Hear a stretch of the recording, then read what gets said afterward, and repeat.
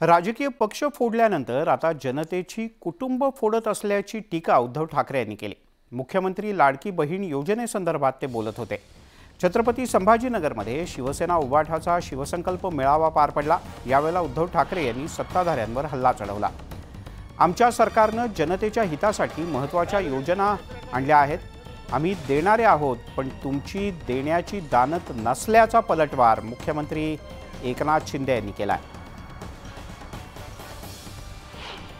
जी तुम्ही योजना आणलेत सगळीकडे मला माहिती मिळते, महिलांची गर्दी उसळली, चांगली गोष्ट आहे।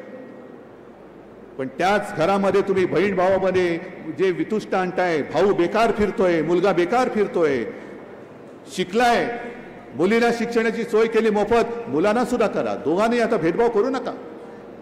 अरे तुम्ही राजकारणामध्ये घर फोडणारी माणसात आमचं घर फोडलं, आमचं कुटुंब फोडायचा प्रयत्न करताय, पक्ष फोडलात, पवारांचं कुटुंब फोडलात, आता जनतेचे कुटुंब फोडताय तुम्ही। घराघरामध्ये तुम्ही असं वितुष्ट आणताय। महिला भगिनींना आम्ही जे 15,500 रुपये महिन्याला, 18,000 रुपये वर्षाला, 3 सिलेंडर मोफत हे जे दिलेलं आहे ते एक भावाकडून बहिणीला एक भाऊबीज आहे, रक्षाबंधन भेट आहे, ही दिलेली सन्मानाची भेट आहे।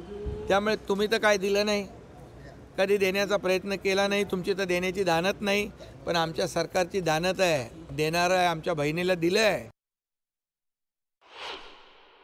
यांचा पापाचा घडा एवढा भरलाय की तो लपवण्यासाठी योजनांचं पांघरून त्याच्यावरती घालतात। हा माझा स्पष्ट आणि ठाम आरोप या सरकारवरती आहे।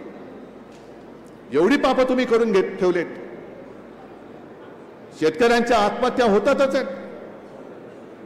शेतकऱ्यांसाठी सुद्धा जी कर्जमुक्ती मी मुख्यमंत्री असताना केली होती आणि मी करून दाखवली होती, कोणी न मागता मी करून दाखवली होती।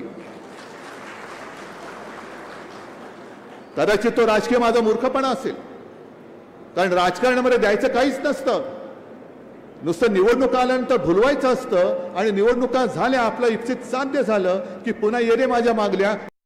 आता पापाचा घडा भरला कुणाचा हे तर विधानसभेला जनता ठरवेल, कारण ज्यांनी काम केलं आहे 2 वर्षामध्ये, तुम्ही त्यांचं 2.5 वर्षाचं काम आणि आमचं सरकारचं 2 वर्षाचं काम याचं तुलना करा आणि जनता तुलना करेल। जनता काम करणाऱ्यांना मतदान करेल, काम करणाऱ्यांच्या पाठीशी उभी राहील। आम्ही विकासाचं काम केलं आहे।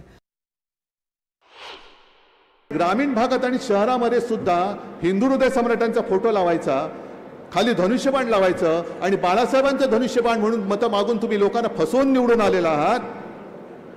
मग मला अभिमान आहे, मी बाळासाहेबांचे संस्कार घेऊन, तुम्ही चोरलेलं धनुष्यबाण घेऊन सुद्धा मी मशाल घेऊन तुमच्या समोर जे काही लढाई आहे ती लढून दाखवलेली आहे आणि जिंकून दाखवलेली आहे। किती वेळा रडणार लहान बाळासारखं? अरे ग्रामपंचायतीमध्ये लोकांनी त्यांना 6व्या नंबरवर टाकलं। आमच्या शिवसेना बाळासाहेबांच्या विचारांच्या धनुष्यबाणाला 2ऱ्या नंबरची मतं मिळाली ग्रामपंचायतीमध्ये। आता या लोकसभेमध्ये पण लोकांनी दाखवलं त्यांच्यापेक्षा आम्हाला जास्त मतं मिळाली। 19% मधली 14% आमच्याकडे आली। लोकांनी सिद्ध केलं आहे, शिक्कामोर्तब केलं आहे। आता आणखी किती वेळा बोलणार चोरलं चोरलं चोरलं? लोकांनी सिद्ध केलं, त्यांनी बाळासाहेबांचे विचार सोडले म्हणून लोकांनी आमच्या बाजूने मतदान केलं।